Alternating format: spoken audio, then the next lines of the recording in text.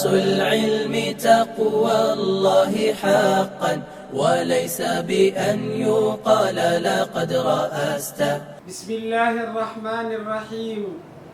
الحمد لله وبه نستعين على أمور الدنيا والدين، وصلى الله وسلم وبارك على نبينا محمد وعلى آله وأصحابه وسلم تسليما كثيرا. أما بعد، أحييكم بتحية الإسلام، تحية مباركة طيبة. السلام عليكم ورحمة الله وبركاته. walaalaha muslimiinta meel kastoo aada joogtaan, waa barnaamijkii barashada ducooyinka iyo adkaarta oo aada ugu barateen aalabaynu idiin soo gudbiyo al-ustaad Abdulqaadir Sidi Ibraahim. maanta insha allahu tabaaraka wa tacaala waxaad daawan doontaan oo idin haynaa barnaamij aada iyo aada u qiimo badan ee la soco daawasho wacan insha allah iyo ka faa'iidaysi wacan.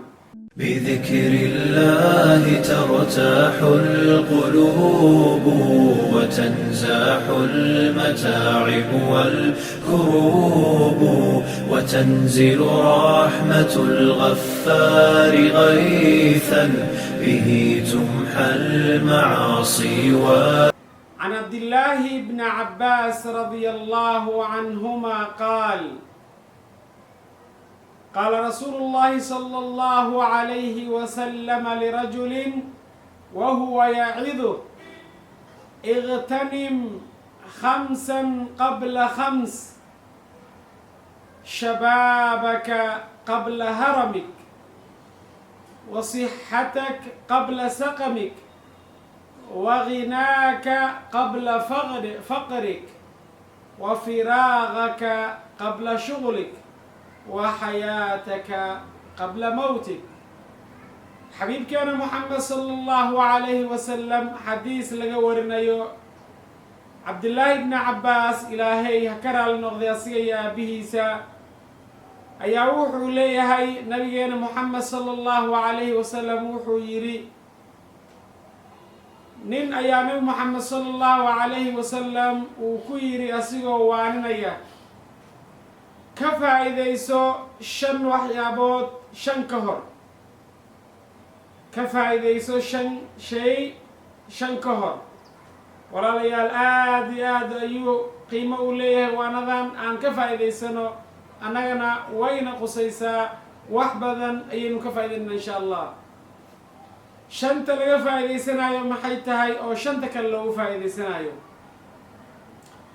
نبينا محمد صلى الله عليه وسلم وحو يري: اغتنم خمسا قبل خمس، 5 كفايديسو 5 كهر. شبابك قبل هرمك، انت دلنيرتهاي او ادائيرتهاي فرصة ايات هيستا دادا كفايديسو انت دندقوين.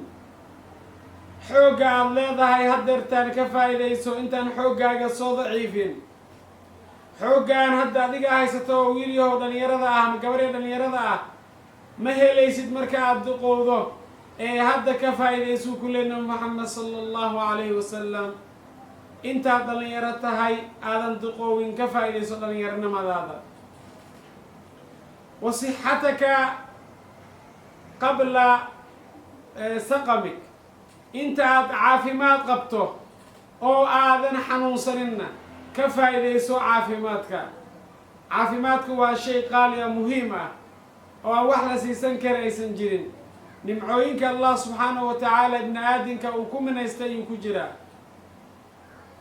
caafimaad ninka haysta ma dareemaayo, laakiin waxaa dareema markaa isbitaalada aad tagto, dadka xanuunsan aad waraysato, ayaad ogaanaysaa caafimaadka fawaa'ida uu leeyahay. ama adiga markaad xanuunsato ayaad ogaanaysaa faa'iidada ay caafimaadku u leeyahay.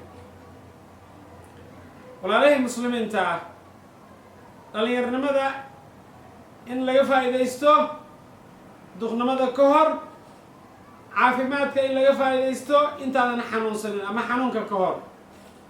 wa ghinaaka qabla faqrik, haddaad dhaqaalo haysato ka faa'iidayso intaadan saboolnimo gaadin. waayo lacagtu waa wax dhammaanayo. Cara ayaa meeshii laga qaaday ka dhammaatay. Lacagtu way dhammaanaysaa. hadday lacagta kaa dhammaato oo faqri ilaahan ka magangelinay aad faqri aad noqoto waad dareemaysaa xilligii lacagta aad lahayd ilaahay subxaana wa tacaala nimcaduu ku siiyey iyo faqri maanta aad ku jirto dulmida aad ku noolaanaysid.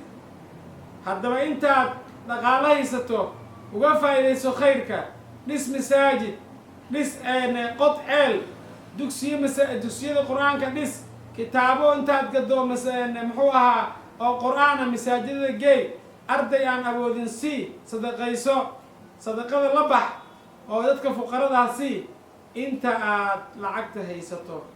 wallahi markii lacagta dhammaatood u shalayn doontaa. qofka marka bini aadinka uu dhinto caamaashiisa oo dhan way go-ayaan ilaa laba shay keliya ayaa wax u tarayso: cilmun yuntafacu bih, waladun saalix yadcu lah. wiil adigaa dhashay oo saalixa oo ilaahay kuu toosiyey hadduu kuu soo duceeyo ducadiisa waxbay ku taraysaa. cilmiga waxbuu ku tarayaa, iyo sadaqatuljaariya. sadaqa jaari maxay tahay? masaajidaa dhistay inta lagu dukanaayo ilaa yowm iddiin way kuu socotaa ajarkeeda. haddaad dhimato iyo intaad nooshahayna kuu socotaa, haddaad dhimatid ay kuu socotaa. ceel ayaad qoday, dad ummad badan ayaa ka faa'iidaysa ooman, xooliyaa cabaaya, shimbaraha ayaa cabaaya. adigana waad faa'iidaysaa intaad nooshahay, markaad dhimatayna way kuu socotaa. dugsiyo qur-aanaad dhistay, masaaxifaad masaajid aa geysay. ajarka sadaqal jaariya lama koobi karee, aan ka faa'iidaysano. wa firaaqaka qabla shughlik, intaad jaanis haysato. qofka bini aadinka ah inta uu jaanis haysto wallahi fursad uu haystaa. mar haddaad shaqo aad gasho oo lagaa sugaayo dawaam, oo xaas iyo carruur aa yeelato, oo carruurtii shaqada u aado, oo biil lagaa sugaayo, mashquulkaagu badnaana, fursad ma helaysid. inta aad fursad haysto wax badan ayaa ugu faa'iidayn kartaa, wax baad baran kartaa, umuur badan ayaa samayn kartaa. uga faa'iidayso, faraaqadaad ka faa'iidayso inta aadan mashquulin, oo hadduu aadan dhihin faraaqa ma lihi, waxaan ma samayn karin. wa xayaataka qabla mawtig, intaad nooshahayna ka faa'iidayso noloshaada. waayo geerida meelay kaaga imaanayso ma garanayso. walmowtu ya'tii bagta laa maxaal, shaki kuma jiro geerida inay kaysku imaanayso. in la dhimanaayona qof moog ma lahan. kullu nafsin daa'iqatu lmowt, qof naf walba way dhadhaminaysaa geerida, waa la dhiman doonaa. ee ka faa'iidayso noloshaada inta aadan dhimanin. barnaamijkeena maanta xadiiskaas ayaan ku qaadan doonaa hadduu ilaahay idmo. waxaan ilaaha ka barya subxaana wa tacaala kuwii kuwaana qaata oo ka faa'iidaysta allah naga dhigo. idinkana ilaahay subxaana wa tacaala kuwii ku camal fala oo qaata, oo aladiina yastamicuuna alqawla fayattabicuuna axsana, kuwa khayrka dhegaysta haddana raaca allah idinka dhigo. cuduradan iyo jiradan wareegaysana ilaahay subxaana wa tacaala idinkuma rido. ilaahay hanaga najiyo. muslimiinta meel kastoo joogaan allaha ka badbaadiyo. inta hadda uu ku dhacayna allaha caafimaad deg deg allah siiyo. inta aan ku dhicin allaha ka badbaadiyo. allah subxaana wa tacaala hana xifdiyo. bixifdih ayaan ilaahay subxaana wa tacaala weydiisanaynaa inuu nagu xifdiyo. allah subxaana wa tacaala waxaan weydiinayaa qofkii ka faa'iidaysta siina gaarsiiya muslimiinta barnaamijkan, inuu allah subxaana wa tacaala dembiga iyo dembi waalidiintiisa dhaafo, inuu ilaahay subxaana wa tacaala maalinta qiyaamo cadaabta uga badbaadiyo, in allah subxaana wa tacaala jannadiisa ugu bishaareeyo, in allah subxaana wa tacaala idinka dhigo kuwii طريقة صحراء قاضي أو طريقة حنة كاللحظي. وبالله التوفيق، وجزاكم الله خير، والسلام عليكم ورحمة الله وبركاته. أعجبك الفيديو لا تنسى الإعجاب والاشتراك في القناة.